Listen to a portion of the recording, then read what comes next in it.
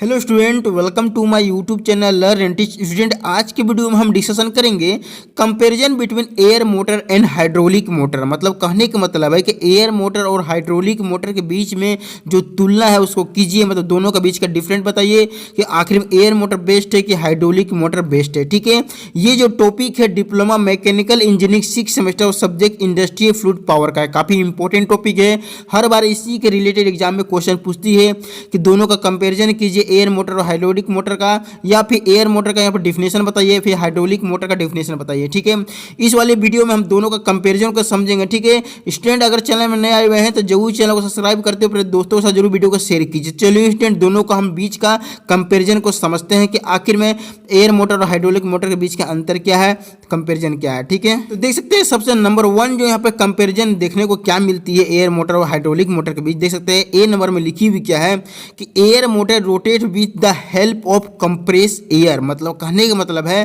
कि air motor जो rotate करता है यहाँ पे कंप्रेस एयर की सहायता के सहयोग से यहाँ पे रोटेशन करता है। ठीक है, मतलब कंप्रेस एयर जब इसे प्रेशराइज करती है एयर के सहयोग से तो उसकी जो यहाँ पे रोटर है रोटेशन करने लगती है, मतलब एयर मोटर यहाँ पे रोटेशन करती है। ठीक है, लेकिन हाइड्रोलिक मोटर में देख सकते हैं लिखी हुई क्या है कि it rotates with the help of compress fluid. मतलब कहने का मतलब है कि हाइड्रोलिक मोटर जो रोटेट करता है यहाँ पे कंप्रेस फ्लूइड की सहायता से यहाँ पे ये रोटेशन करता है। फ्लूइड में कहने का मतलब एक तरह का लिक्विड होती है, हाइड्रोलिक फ्लूइड होती है, जो एक तरह का ये हाइड्रोलिक मोटर में यूज किया जाता है, उसकी सहायता से ये रोटेशन करती है। ठीक है, एयर मोटर यहाँ पे हवा के सहयोग से यहाँ पे रोटेशन करती थी, जब हवा का जब प्रेशराइज करती थी ये मोटर के अंदर तो तब रोटेशन करती थी। यहाँ पे एक तरह का लिक्विड के सहयोग से रोटेशन करता है हमारा हाइड्रोलिक मोटर। कोई भी यहाँ पे लिक्विड में आपको ऑयल हो सकता है, हाइड्रोलिक यहाँ पे फ्लूइड हो सकता है, ये अलग अलग टाइप के आते हैं बेसिक तौरों पे। ठीक है, देख सकते हैं यहाँ पे दूसरी जो यहाँ पे देख सकते हैं कंपेरिजन क्या देखने को मिलती है। बी नंबर में देख सकते हैं एयर मोटर में लिखी हुई है कि this is shock proof motor. मतलब कहने का मतलब है इसमें शॉक लगने की जो चांसेस होती है ना के बराबर रहती है। ठीक है, इसमें जल्दी नहीं लग सकती है एयर मोटर में। ठीक है, लेकिन यहाँ पे देख सकते हैं हाइड्रोलिक मोटर में बी नंबर में लिखी हुई क्या है कि the shock is less compare to other two mirror. मतलब कहने का मतलब है कि हाइड्रोलिक मोटर शॉक लेस होती है, मतलब इसमें शॉक लगती है लेकिन ना के बराबर लगती है, लेकिन कभी कभी लग भी सकती है। लेकिन यहाँ पे जब कंपेरिजन करते हैं यहाँ पे दो को मिरर, मतलब दो को यहाँ पे आपको मोटर को, तब यहाँ पे क्या होती है कि ये एक तरह का क्या होती है हाइड्रोलिक मोटर में कुछ कुछ चांसेस होती है यहाँ पे कि आपको यहाँ पे शॉक लगने के चांसेस रहती है। ठीक है, क्योंकि इसमें एक तरह क्या होती है हाइड्रोलिक फ्लूइड होती है, अगर लीकेज हो जाएगी थोड़ी बहुत भी तो वहाँ पे क्या हो इसमें शॉक लगने की चांसेस रहती है, लेकिन बहुत ना के बराबर रहती है, थोड़ी सी रहती है। लेकिन यहाँ पे एयर मोटर में ना के बराबर रहती है, बिल्कुल भी यहाँ पे लगने की चांसेस नहीं रहती है। ठीक है, तीसरी कंपेरिजन देख सकते हैं यहाँ पे सी नंबर में एयर मोटर में लिखी हुई क्या है कि this motor is explosion proof. मतलब कहने का मतलब ये विस्फोट होने वाली मोटर नहीं होती है, एक तरह का जैसे वाटर प्रूफ होता है कि इसमें जल्दी से वाटर नहीं घुसेगी, इसी तरह से एक्सप्लोजन प्रूफ होती है कि इसमें कोई भी विस्फोट होने की चांसेस नहीं होती है। ठीक है, लेकिन देख सकते हैं हाइड्रोलिक मोटर के सी नंबर में लिखी हुई क्या है कि motor can expose due to high pressure. मतलब इसमें अगर आप ज़्यादा प्रेशर दे देते हैं अगर हाइड्रोलिक फ्लूइड का तो उसमें क्या होती है इसमें विस्फोट होने की चांसेस हो जाती है। ठीक है,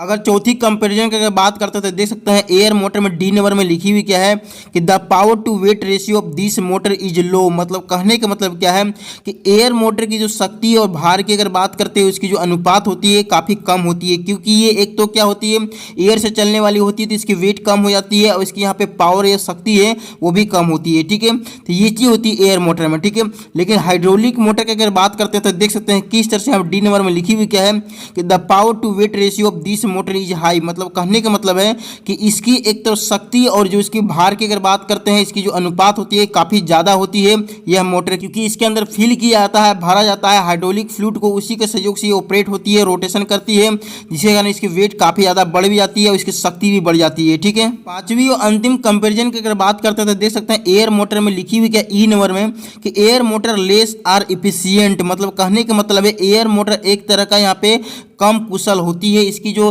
कार्य करने की जो क्षमता होती है काफ़ी कम होती है। ठीक है, लेकिन देख सकते हैं यहाँ पे हाइड्रोलिक मोटर में लिखी हुई क्या है कि efficiency is high if the motor is proof, मतलब कहने का मतलब इसकी जो इफिशियंसी होती है, काम करने की जो क्षमता होती है काफ़ी हाई होती है और इसकी एक तरह का लीकेज प्रूफ होती है, मतलब जल्दी लीकेज नहीं होती है। ठीक है, तो मुझे आशा है कि आपको एयर मोटर और हाइड्रोलिक मोटर के बीच का कंपैरिजन बढ़िया तरीके से समझ में आ चुका होगा। ठीक है, अगर आपको कोई भी अदर टॉपिक का कंपैरिजन देखना चाहते हैं या फिर कोई टॉपिक को समझना चाहते हैं तो हमारे चैनल को सब्सक्राइब कीजिए और साथ ही जरूर कमेंट कीजिएगा कौन सा टॉपिक आप समझना चाहते हैं। ठीक है, वीडियो देखने के लिए थैंक यू। हम जल्द से जल्द उसके ऊपर वीडियो बनाने की कोशिश करेंगे और आपको जल्दी प्रोवाइड करवा देंगे। ठीक है।